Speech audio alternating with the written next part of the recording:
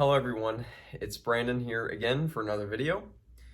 In today's video, I want to talk about some recent awakenings, or you could just say significant spiritual experiences that I've had.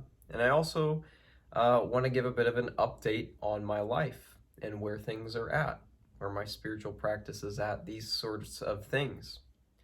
So, I guess I'll start off with some updates on my life and how everything is playing out. It's been a little over a month since my last video, and figured it's time to make another one, basically. So, where things are at for me right now, it's surprisingly good. I haven't been this stable as far as my mental health goes in probably, I would say, at least 3 or 4 years. And even at that time, I would say that it was less stable. I would actually say that this is the most stable state as far as mental health goes that I've probably been in ever since I was a very young child.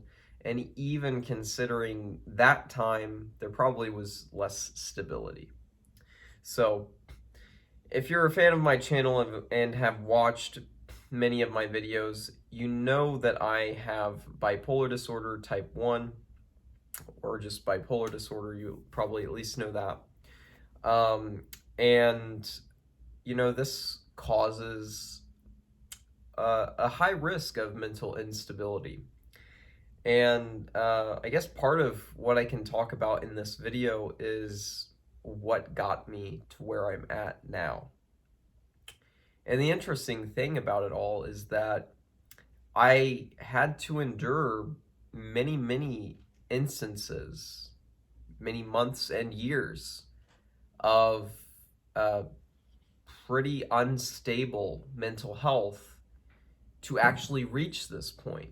And I don't think this point would have been reached if it weren't for those manic episodes and depressive episodes that I had. Ultimately, the depression, it pushed me to a place where I really needed a way out of suffering. And that was one of the main selling points of spirituality, especially the sort of modern day spirituality that exists based upon a lot of Eastern spiritual traditions like Buddhism and Hinduism. There is tons of value in Western spiritual systems as well, but enlightenment and that kind of stuff is usually talked about mostly in Eastern forms of spirituality. And the one that talks most specifically and focuses the most, I would say, from what I've seen, on getting out of suffering is Buddhism. And I guess it comes to no surprise maybe to some of you that in the past year, and probably more so the past 9 months or so, I've really heavily gotten into Buddhist spirituality, or spirituality viewed through certain Buddhist lenses. And now one thing to say is that when I say Buddhism, I hope that you don't get too much of an idea of what that even means, because there is so much variation in Buddhism as a whole that, it's really at least as kind of compartmentalized and split as you might say Christianity is. We all know in Western countries in the world, developed Western countries, we know that there are many sects of Christianity. There are many, different forms, Protestant, Catholic, the list goes on. And Buddhism isn't really any different. I would almost say that every single teacher of Buddhism is probably teaching a little bit differently than the others. Now, there's that to a degree in Christianity, but I think in that tradition there's a little bit more focus on authority and things of the sort that kind of keep more consistency in how things play out.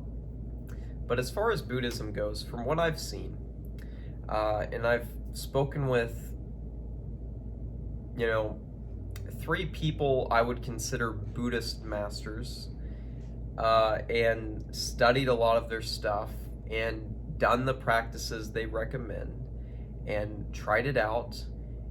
And, all of these people have been meditating in a Buddhist sort of context for decades. One of them was a monk for decades, another is currently a monk, and the other has, meditated with, probably hundreds of advanced Buddhist meditators, maybe thousands, probably closer to thousands. And he's subscribed to this channel, so he probably, if he happens to click on this video and is willing to watch it for 6 minutes, he knows who he is, probably. But anyway, I really started to get deeper into Buddhism, and this only happened after I had a specific experience that I've only heard much about this state, and some would call it a non-state, or really something beyond both of those terms, which is many people call cessation. And in some people's eyes, cessation is related to it's related to all of the different levels of awakening, of the normal 4 levels of awakening in Theravada Buddhism. Some people believe that. Other people in Theravada Buddhism, just as I was telling you about the differences between all of these different Buddhist teachings and ways of looking at the Buddha's teachings and what we have left of the story of what his life was like at the time, what he taught, who he taught to, all of this. There's still so much variation, but so I had this, I had cessation. Although in cessation, there is no experience whatsoever. It is the end of experience, at least it appears to be. And essentially, your experience kind of jumps. I would say in most cases, less than a second ahead in time, maybe half a second, maybe a few seconds. And there is just a gap where there was no experience. And this is, in many cases, it can be in very, I would say, charged states of consciousness where a lot is going on. There's a lot of intensity, maybe bliss, all kinds of stuff. So I had cessation, and that's when really everything changed for me. Before this, I had actually had a couple experiences that were still along the Buddhist lines of, talk. They're seen as very kind of staple things to discuss in Buddhism. And the 2 things that I'm talking about are no self, realizing that, at least to a degree. That was one of them. That actually happened, I believe, 2 or 3 days before the cessation. And maybe 2 months or so before, or a month, probably 2, I experienced what people call the 6th jhana. An English phrase to describe that is called is boundless consciousness. Now, in boundless consciousness, it typically comes when people are meditating after the fifth jhana, naturally, right? Which is boundless space. So in the fifth jhana, someone feels that space itself becomes boundless, and they are aware of the fact that space is completely boundless. There are no limits to it. There cannot be an edge of space felt, where most people might feel that like the walls of the room they're in somehow contain them in a space. This sort of a thing is gone in the fifth jhana. Now, the fifth jhana and all jhanas higher than the fifth are known as formless realms. And that's because the experience of form essentially goes away completely. And how you can describe that, it can be a little tricky, but essentially it's a formless experience. And so in the fifth jhana, you feel that space is boundless in all directions. In the sixth jhana, you feel that same boundless space, but then there's also the added realization that if I can feel all of this space, it must all be me as consciousness, the consciousness me, rather than the human being character me. So anyway, I had the sixth jhana, and I say all of this just to give a little bit of context, but after cessation specifically, my baseline or typical or normal state of consciousness began rising or appearing to be more profound, more full of love, more full of bliss, more full of happiness, more full of energy, more full of creativity, more full of complex thought, more full of the ability to not use thought. It changed everything, ultimately, in my life, in a certain way, so to speak. It didn't change my cat's name. It didn't change everything, quite, but it changed quite a lot. And this is where we can speak about the first level of awakening. In this very specific context of a certain type of Buddhism as it exists today. Whether that Buddhism has everything or nothing to do with what the Buddha originally taught, oh well. In today's world, it is something that is talked about quite often in Buddhist circles. So they call this the first level of awakening when someone first has cessation, because it usually does something much like it did for me.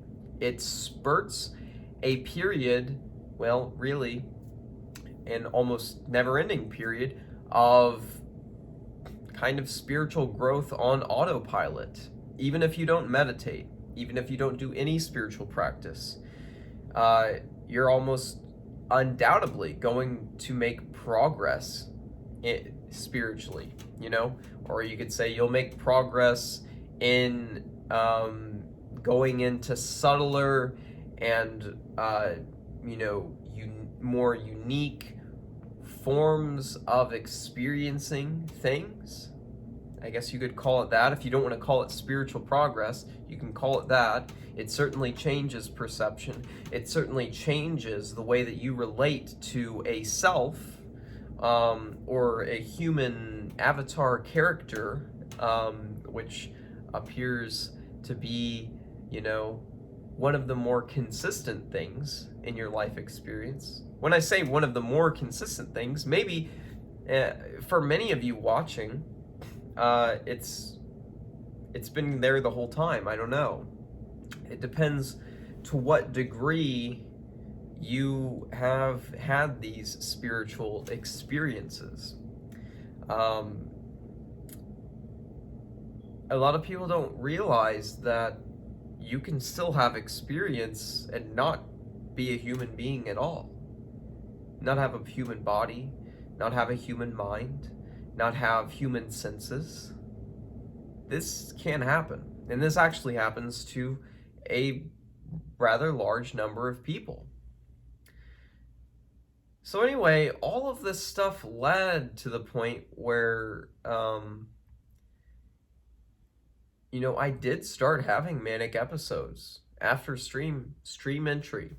We're calling it stream entry in this very specific type of modern Buddhism, whether it's stream entry in the old forms. There are other definitions. So many people have different ideas of what stream entry means. The most universal and basic description of stream entry that I've found, that I personally like, is it's kind of relates to an analogy, metaphor, whatever, of being in a stream and being carried along with the current of the stream. You're being carried on toward nibbana, or if you're used to the Sanskrit rather than the Pali. Pali is a language that, was around where Buddhism started, where and when Buddhism started. Anyway, if you are used to the Sanskrit, that is nirvana or nirvana. But yes, the stream carries you forth to nibbana. You will reach that point no matter what. It is only a matter of time. That is the idea around this type of stream entry interpretation. And that's really what happened to me. But what comes along with any sort of spiritual experiences is a risk for someone who has bipolar disorder that those spiritual experiences will be triggering very similar chemical systems within the brain that are active in manic episodes. And it's actually the triggering of these chemicals in the brain, if we want to speak about it in this context, in a very practical, scientific, we're all humans context, okay? If we want to talk about it this way, it's going to trigger these chemicals. It's going to elevate their levels, and if it's some positive spiritual experience at the very least, even some negative ones probably can too trigger manic episodes. Maybe through some sort of anxiety interaction, releasing chemicals that might start mania. But so anyway, yes, stream entry or cessation or whatever we want to call it, did lead me to have,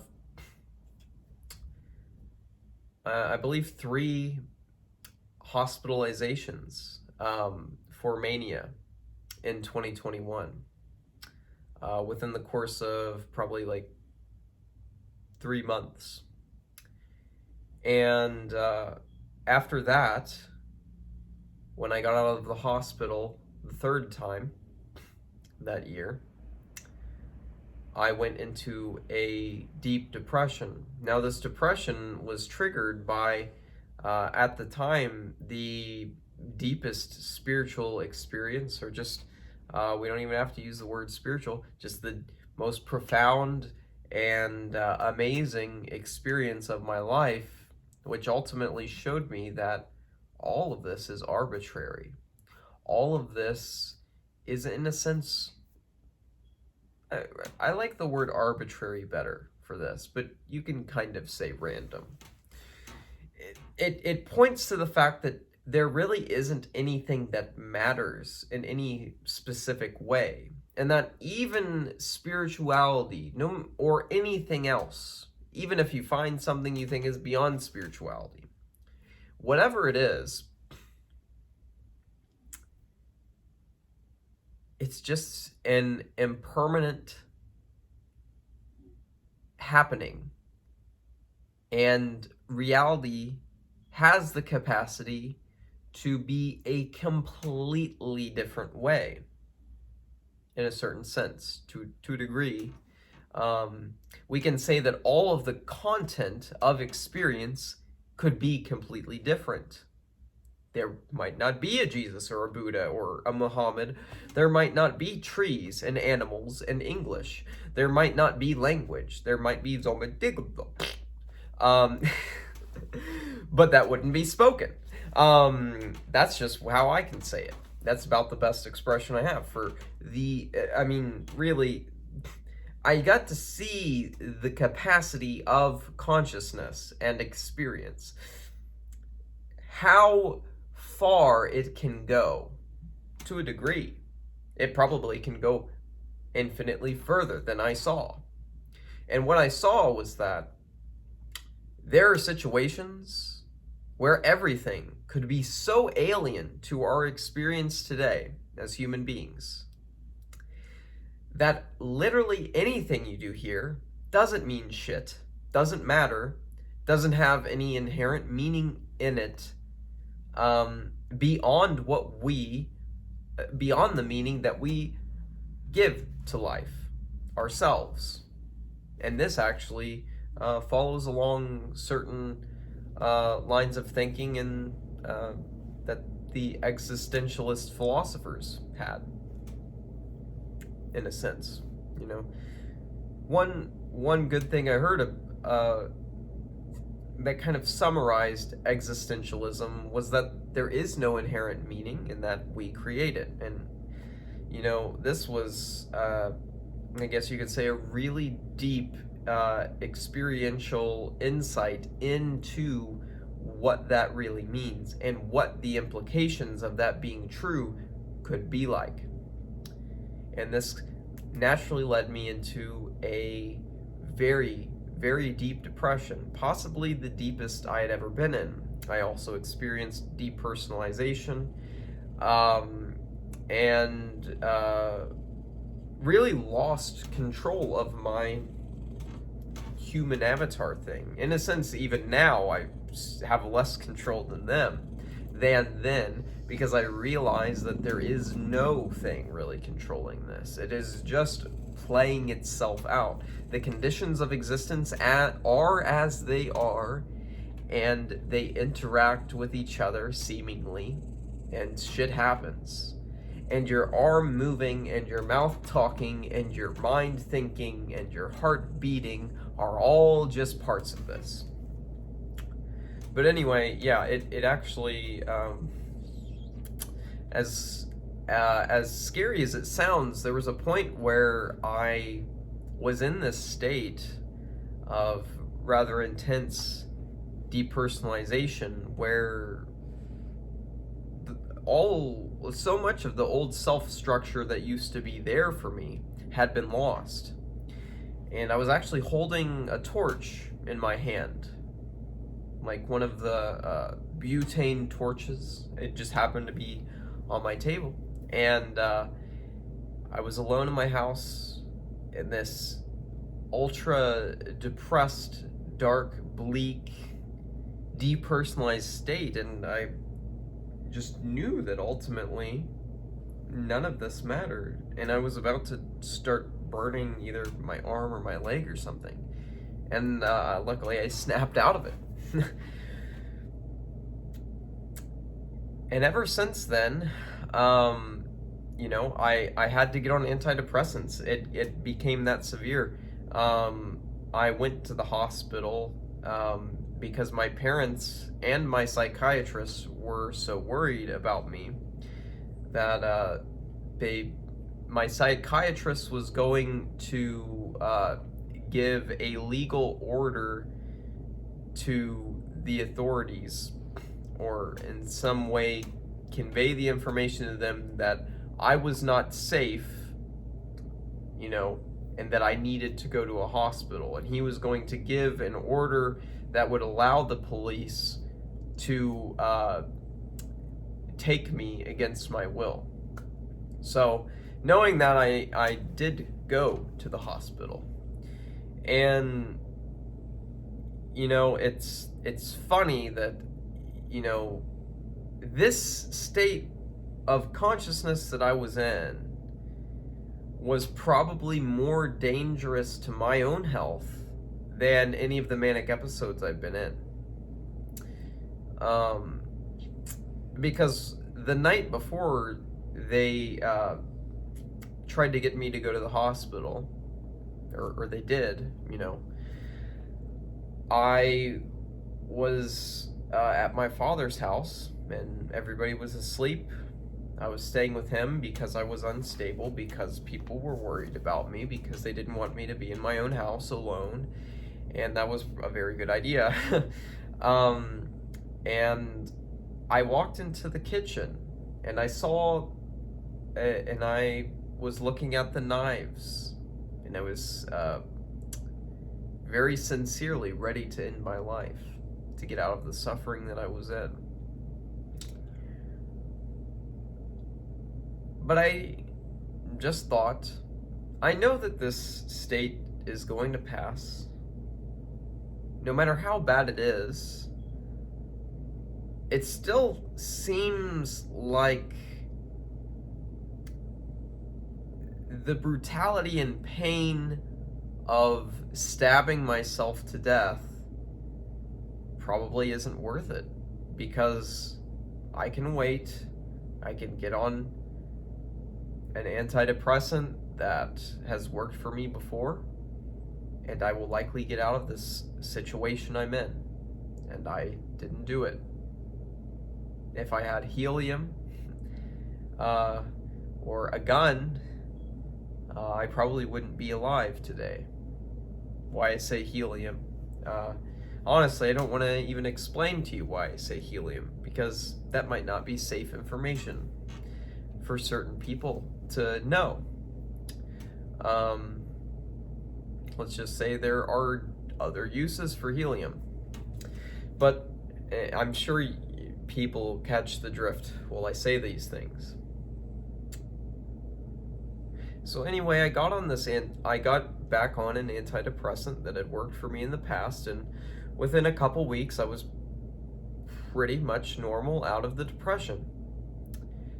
And I started to, maybe after 2 or 3 weeks, get into a point where I was having internal experience that was manic again.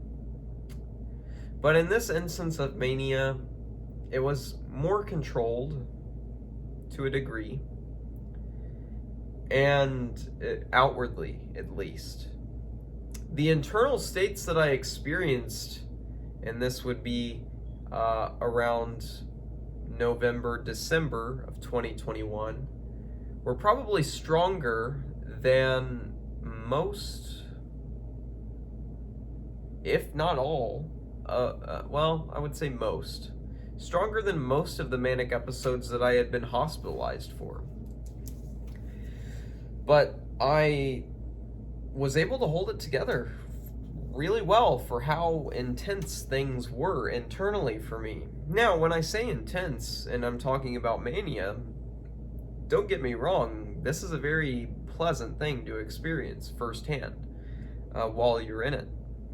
It's usually the prices that you have to pay for that experience that make it, in ways, seem like it might not be worth it. But that's usually in hindsight, when you look at how much money you spent, or something you broke, or, some relationship you damaged, through your actions while you were manic, or anything like that. There's so many things that you can do in a manic episode that will really negatively impact your life. And there are also many positive things that can come from manic episodes for your life. It's not just one-sided. A lot of people get that wrong, at least for me. And I know for other people too, who are bipolar, who have told me firsthand, and some of them I know very well. There are many positive aspects that can be experienced through manic episodes too. A lot of healing can happen. A lot of growth can happen. And in a certain sense, it's your own spirit breaking free, really expressing itself fully with almost no regard for what society might think. But I brought all that up just to say that, the internal experience was very strong in November and December for these manic peaks that I was experiencing. But they were shorter. And they were shorter than normal. Although for those 2 months, the entire, span was a manic type of energy to it. It had a manic type of energy to it. But,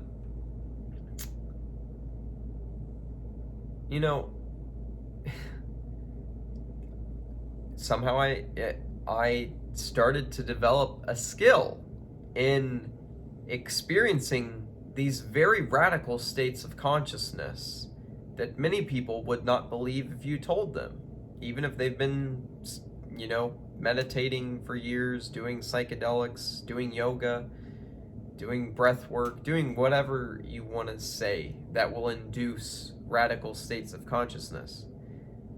A lot of those people probably wouldn't believe some of the things that I was experiencing internally. But I started to gain this ability to experience manic states and still on the outside be somewhat normal. At least not abnormal enough for people to send me to a hospital against my will, which has happened to me many times in my past. Since, about 8 years ago when I was diagnosed with bipolar disorder and had my first manic episode. So all of this has kind of been a lead up to where I am now.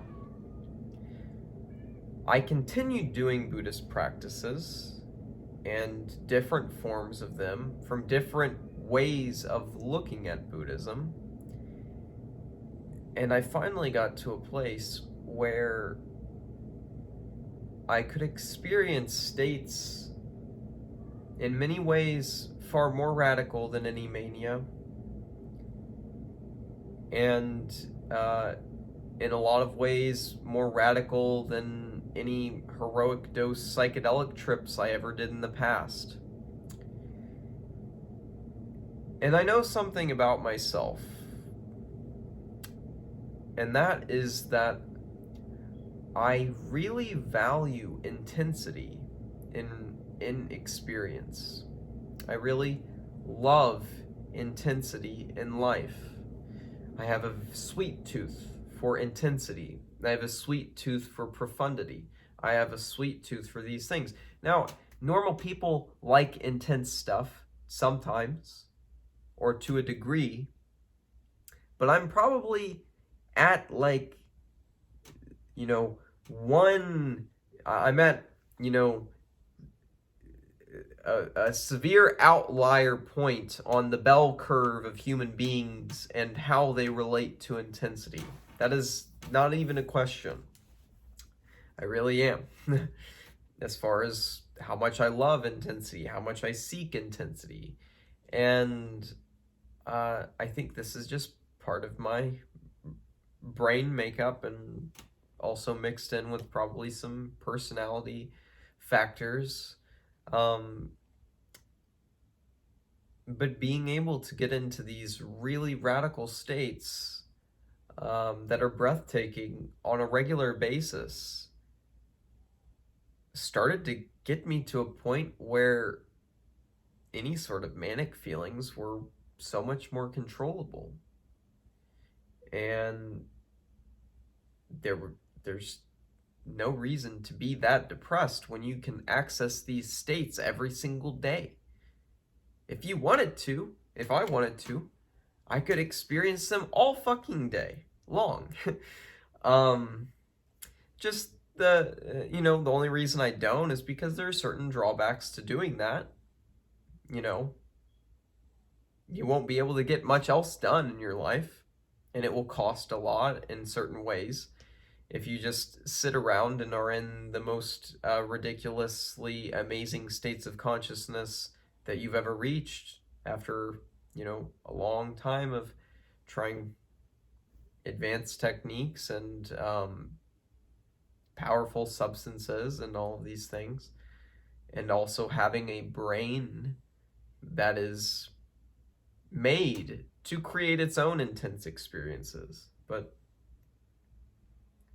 so I really got to a place where the intensity that I craved for so long in my life finally was being satisfied on a regular basis. And the depression went away. And the mania's gone away. And I hope that this continues. I really do. Would I be mad if I experienced some depression or some mania? Not really. I think I could handle it a lot better now.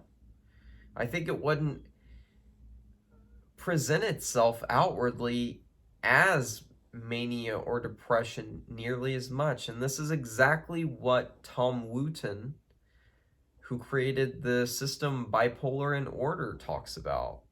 He was a monk for a number of years, and he himself has bipolar disorder, and he describes in his system, which, I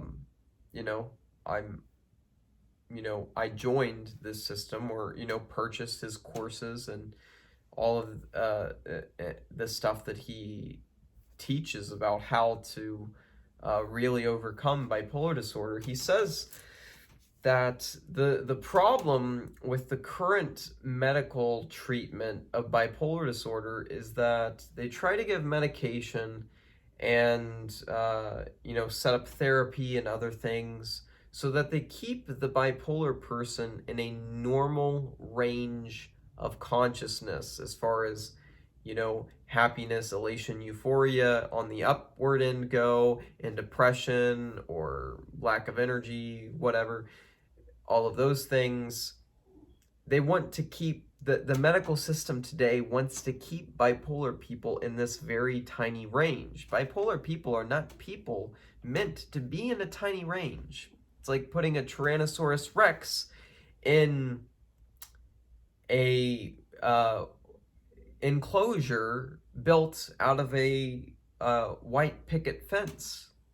Doesn't make much sense. The T-Rex, and putting it in an enclosure that's 30 feet by 30 feet. The T-Rex needs a lot more space than that. It's built for more space than that. It is something that is going to want more space than that. And that's the simple problem, is that at least the bipolar people I've come to know myself, what I've noticed is there is it is a natural part of the illness, or the condition, we might say. I prefer condition because really it's just different brain functioning. It's only seen as an illness because most people don't have it. At the end of the day, and we have a society built for people who don't have bipolar disorder, for the most part. Most things are structured that way. The same as we have a society that isn't built for Asperger's, or many other, or maybe all other forms of neurodivergence.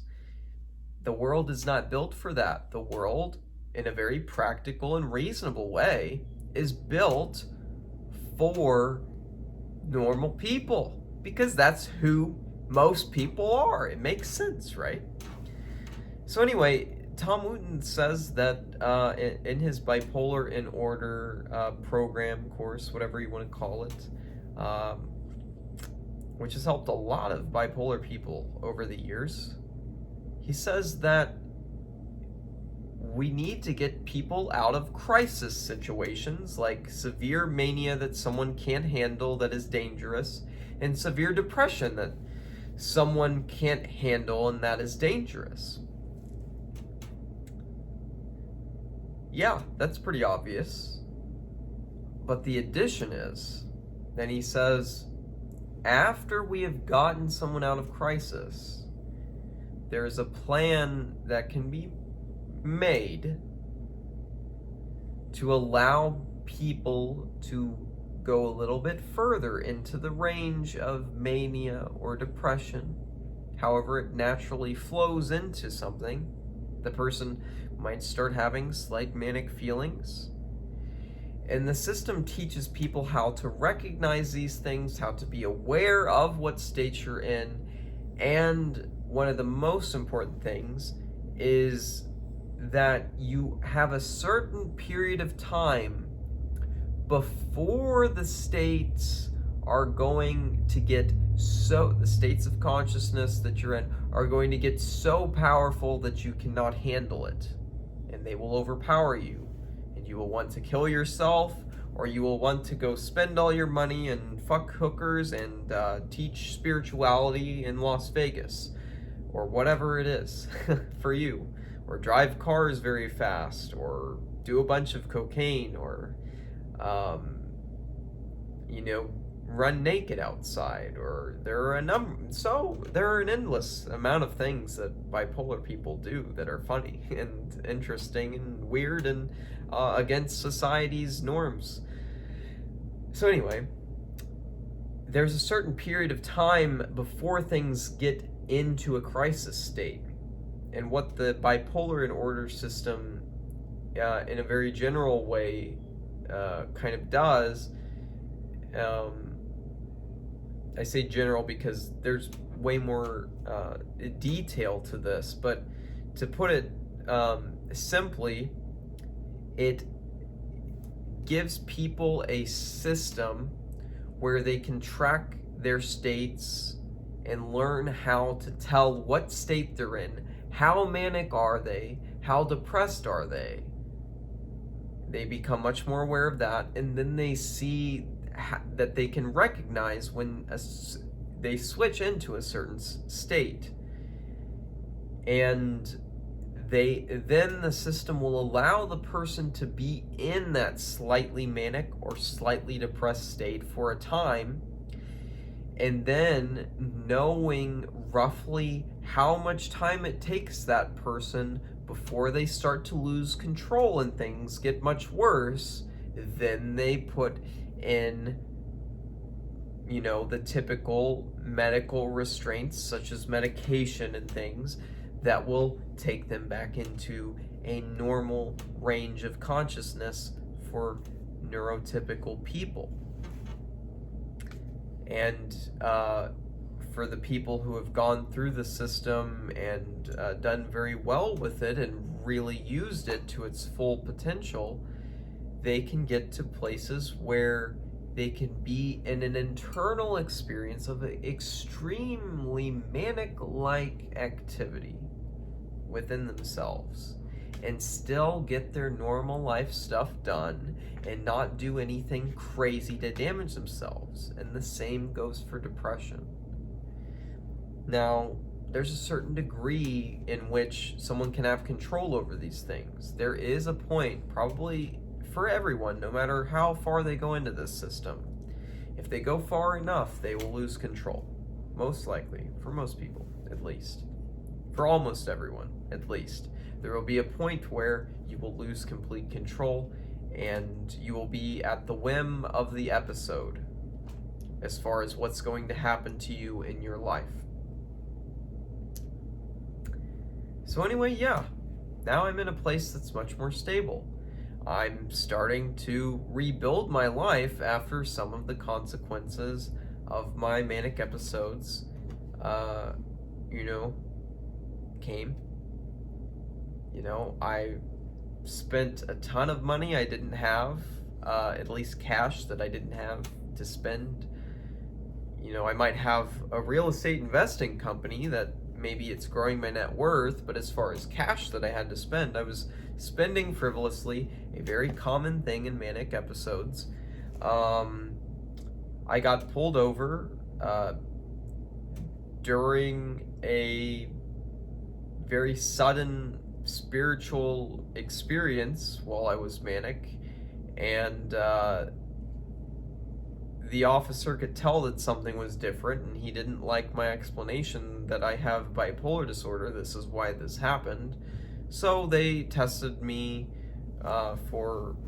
they tested my urine for substances, and they found that I had THC metabolites in my system, and they charged me with, the crime of driving while impaired. And then, I ended up taking a plea deal that lowered that and stuff. And, even though in a certain sense it was caused by mania, in a lot of ways, the driving incident that happened, I was speeding on the highway, like 103 miles an hour was the speed I got clocked at.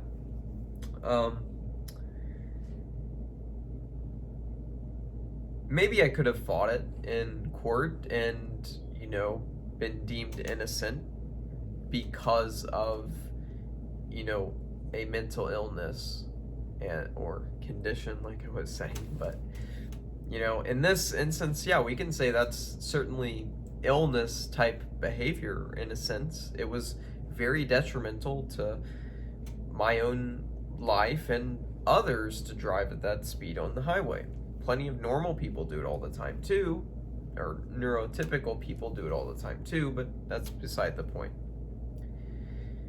So, maybe I could have fought it, but the legal system is not in your favor in the United States. Let me just put it that way.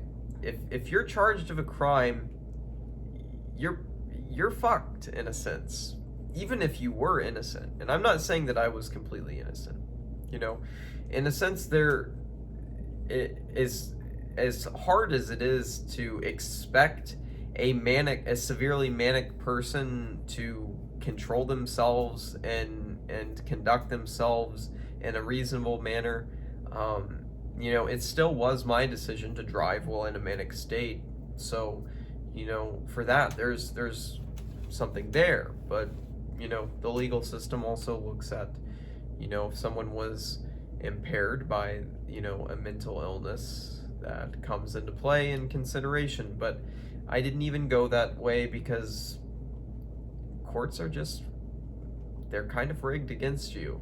If you're viewed as a criminal walking into the courtroom, a lot of the time a plea deal might be the best thing you can do, whatever they end up throwing at you. So I lost my license for a time. And, that's one thing. I spent a bunch of money. That's another thing. And those are the main things that happened due to last year's manic episodes. So now I'm just trying to rebuild.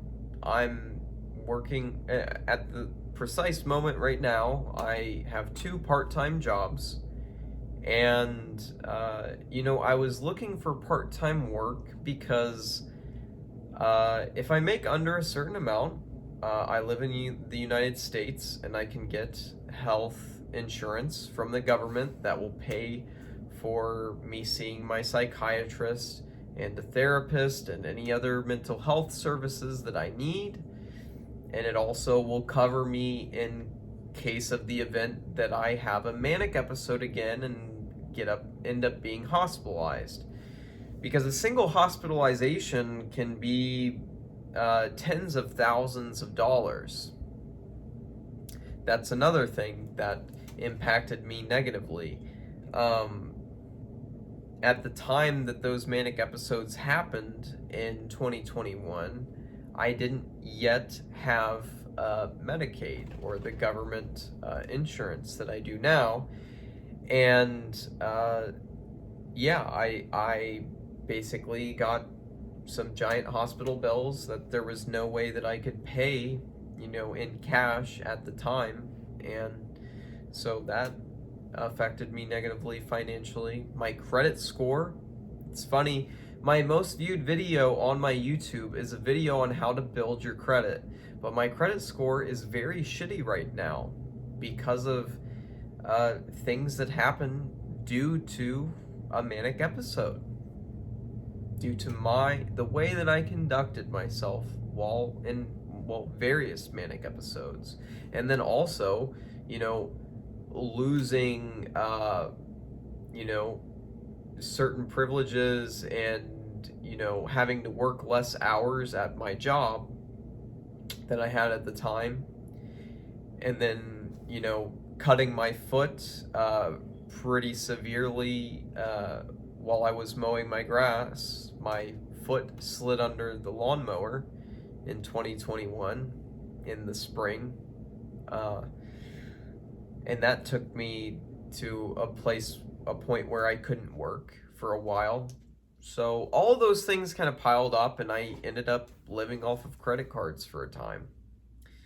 Even though I put so much work into, trying to better my finances, trying to raise my credit, all of these things, push comes to shove. Even if using a credit card is a bad decision financially, you'll do it in a lot of cases if it means that you don't end up starving, you don't end up without a car, you don't end up without whatever, right? So, was it worth it to use the credit cards? Probably, yeah. No, even though it was a huge cost, ruined my credit for a while. Credit you can raise your credit again. It's not the end of the world. So that's kind of where my life is right now. I'm in an amazing place, though. As much as I've described all of these negative things in the past several minutes that I'm dealing with and trying to improve, the consequences that came from these manic episodes, I'm really happy. I just started the second part-time job that I have, and I really like it. It's in a type of work that I used to do before, and I specifically wanted part-time work because if I earn under a certain amount, I can get government health insurance, and also it's less stress on me, which helps me to avoid both mania and depression, at least for myself, and probably for many other people with bipolar disorder. There is a big risk that comes with working too much, or even going to school and taking too many credit hours, or whatever. Too much stress can severely impact your mental health on the axis of severe mania versus severe depression. You can, move a lot on that scale if you have a lot of stress in your life. So I'm trying to keep my obligations rather low. I still have to run my real estate investing business. It doesn't take that much time. That's the beauty of real estate. You make money while you sleep. You put in a few hours a week, maybe 5 hours a week when it's busy. For me right now, that's about what I put in. Although now I finally got 2 of my rental properties that needed to be rented. They've been rented and leased. So that's off my plate, and I'll probably have a lot less to do for a while as far as my business goes. So, I'll keep that going, as much time as it takes to, keep it moving forward at a good pace. And other than that, I'll work this part-time job, and I finally have been playing video games again. It's funny. I used to be such a big gamer, and when I got involved in seeking enlightenment and practicing different forms of spirituality, I started to look at video games as like, oh, it's a waste of time, it's this, it's that. I could be doing so many other things to better myself, self-improvement mindset all the time.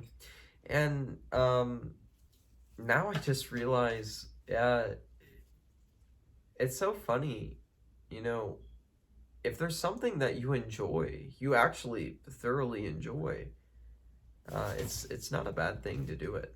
It's not a bad thing to do it in a lot of cases. You know, if it's something like video games, if you're not doing it too much, at least. So I play some video games here and there, mainly Wild Rift, the mobile version of League of Legends. It's been pretty fun. But now let's get into the second half of the video. This is the juicy part, really. Up until now, you've just been hearing stuff about my life in general, how it's going, all of that. Now let's talk about my deepest awakenings, my deepest spiritual experiences, or we could just say my deepest experiences.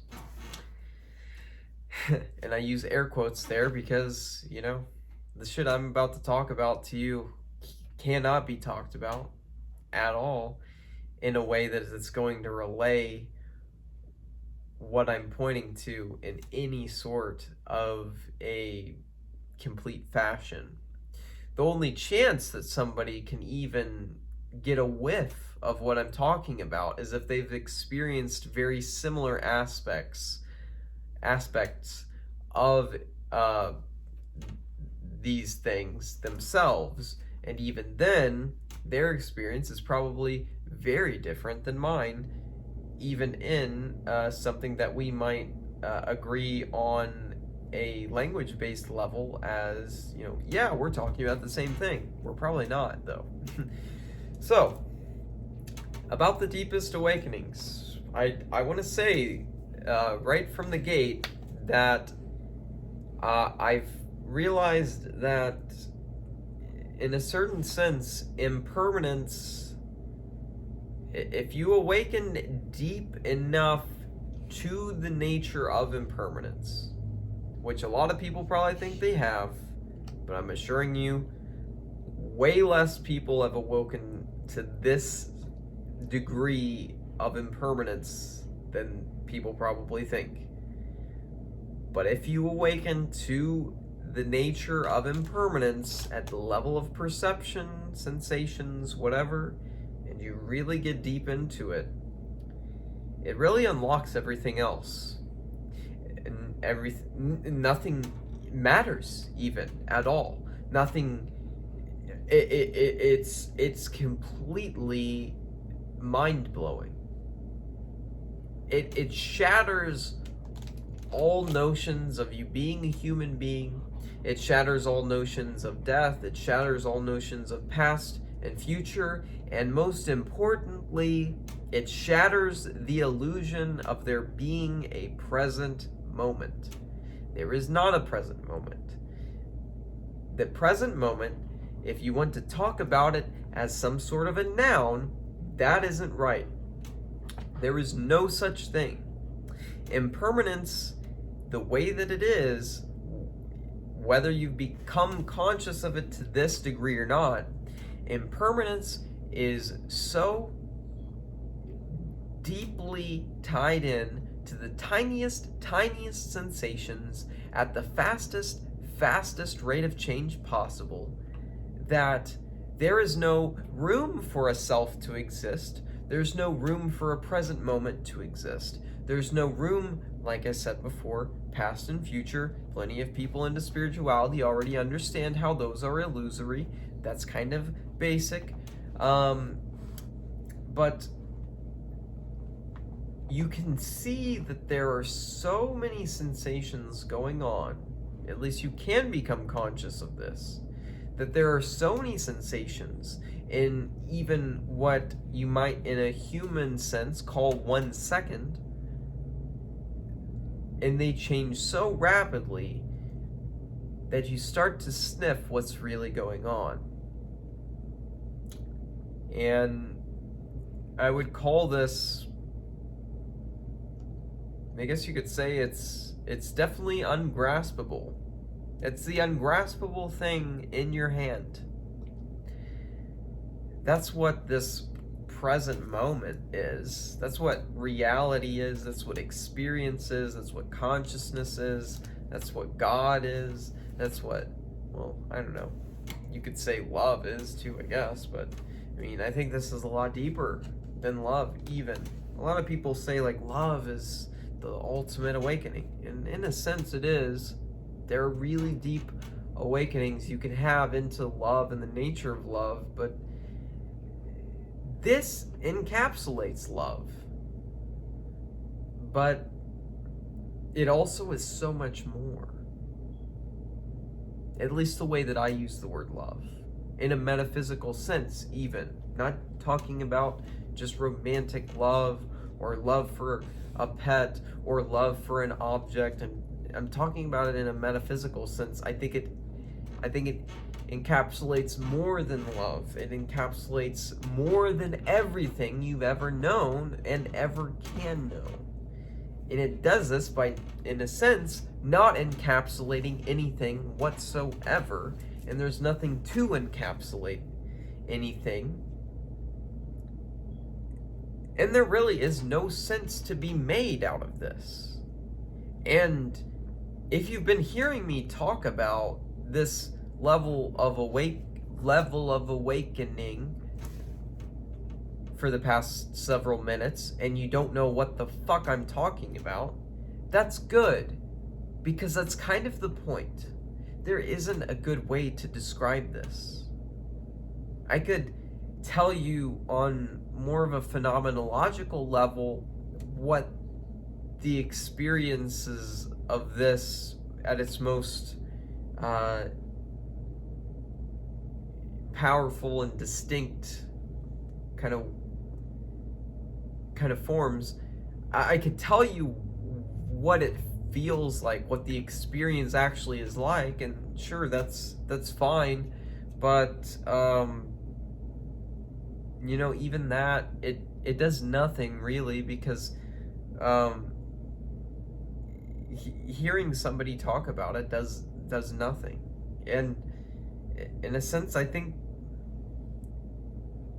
when it comes to experiencing the nature of things this deeply, I really don't know if there's anything that someone can do to get there. I really don't know.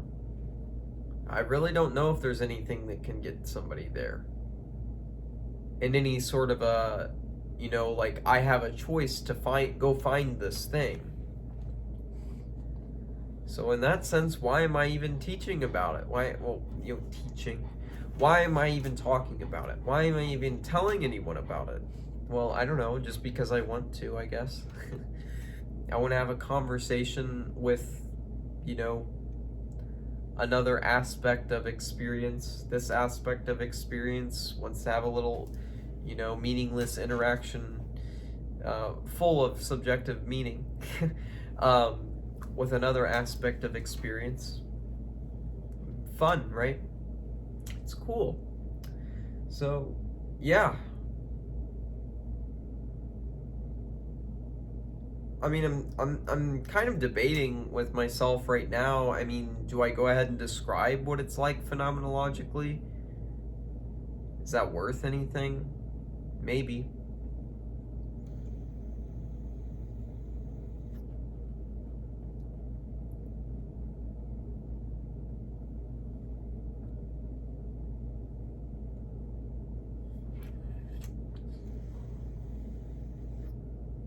What I love about my YouTube channel is that I know that almost nobody is watching. You motherfuckers, if you're here, actually watching. Almost nobody is watching an hour and 4 minutes in. So there's really no pressure for me.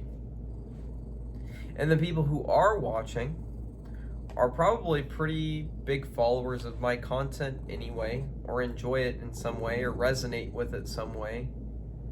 You know, they at least aren't growling at it like, you know, the dog at my feet is. um,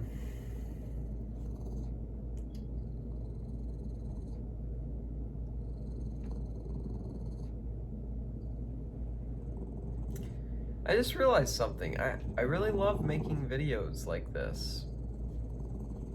Puts me into a great state of consciousness. It's just so flowy. So flowy. Just like the beard. Look at this, man. Woo! That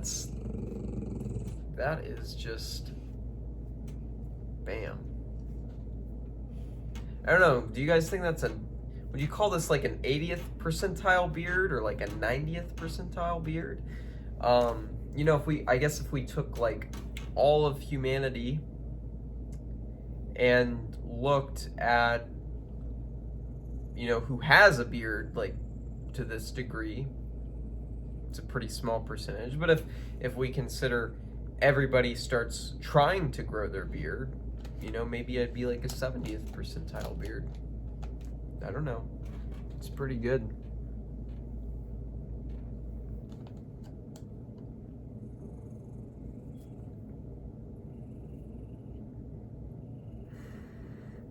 One of the best things about having a beard this long is you can just smell the nice scent of your shampoo whenever you want.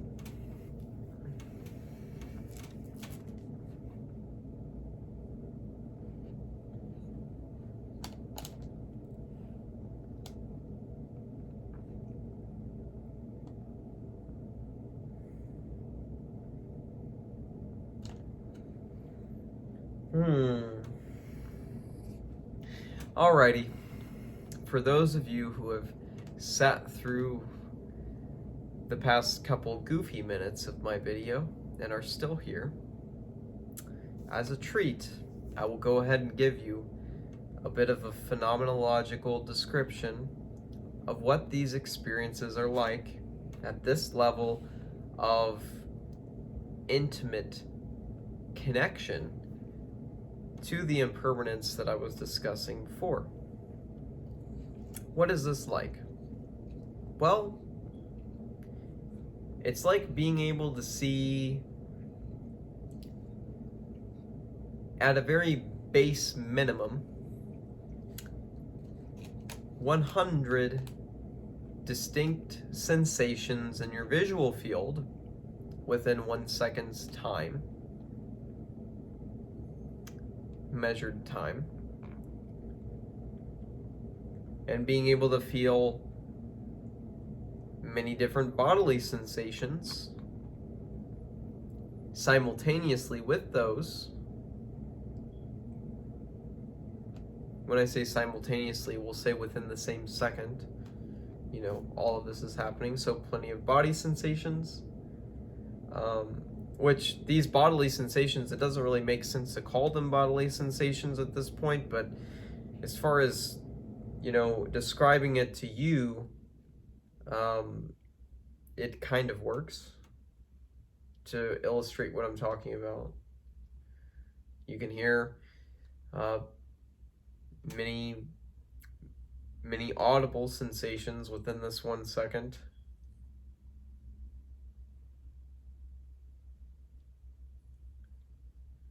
You're completely weightless.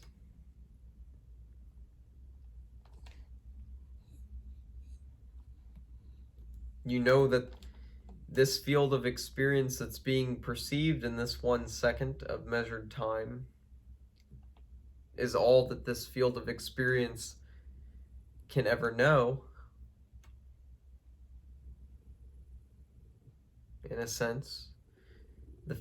The experience is the experience, and that's how things always work. There's nothing else accessible other than this experience. For you right now, watching this video, there is only this experience. only it that is accessible. And if we want to talk about things that are inaccessible, in a certain sense, we can say that they're not real in any meaningful way. They're not real. They simply are neither here nor there. Literally. They're not there. And they're not here. And they're not even nowhere. There's nothing else other than this experience that this experience can ever be. This experience right now, this split second. In these states of consciousness, like what I'm describing, I said like 100 visual sensations in a second. There could be more. I would say easily at times when it's more pronounced, 1,000, maybe more, maybe 10,000. All of the different senses, the dividing lines conceptually between them have all passed and collapsed. It all just becomes information in a sense, even though it's not interpreted as information, because information is just if I were to think of if I were to think the thought information during an experience like that, it would just be another piece of this information. It's just another sensation. It's just one more little blip that is gone as soon as it arrives.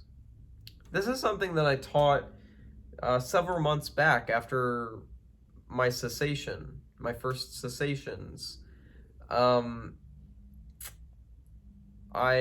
was saying that the nature of reality is that things are gone as soon as they arise. There's really nothing solid, nothing consistent to what's happening here. Nothing. It arises and it passes.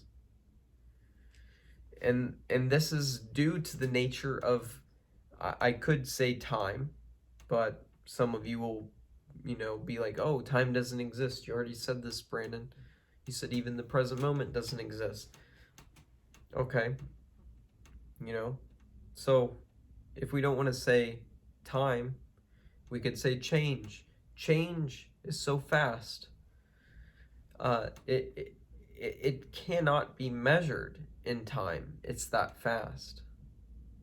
There is no instrument that could ever be set up or designed or imagined that would be able to do this, that would be able to measure how fast change occurs.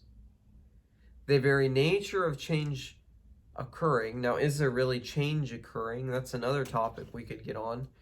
And in a sense, that's just another conceptualization of what's happening. Even saying anything's happening is a conceptualization of this, of experience, of how it operates, reality, how it operates. So, and if we want to talk about like bliss or happiness or freedom from suffering,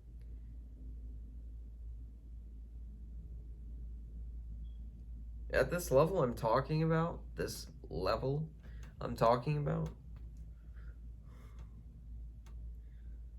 yeah, all of those things are there, but in a sense they're blown out of the water. Even God is blown out of the water. God in the sense of you thinking you know what God is. You have a image. When you say the word God or you hear the word God, you have an image associated with that. That image comes nowhere close to this, no matter how amazing it is. No matter how amazing it is, it gets completely blown out of the water, completely ripped to shreds.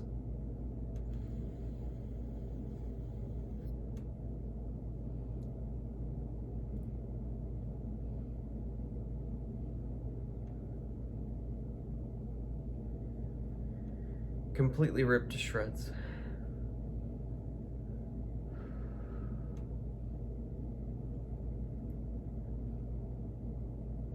So, we're an hour and 14 minutes in, about to be an hour and 15 minutes in. I think I've said enough for one video.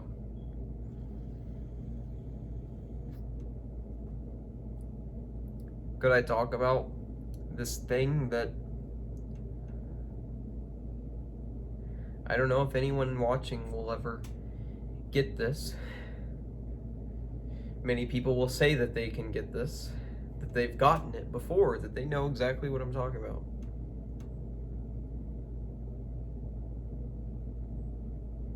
The probability that that's the case is essentially zero. Almost. I mean,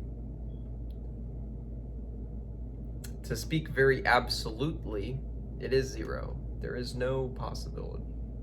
There's no possibility that I can even know what it is that I'm talking about. That's the beauty of it. It's the ungraspable thing in your hand. Meditate on that.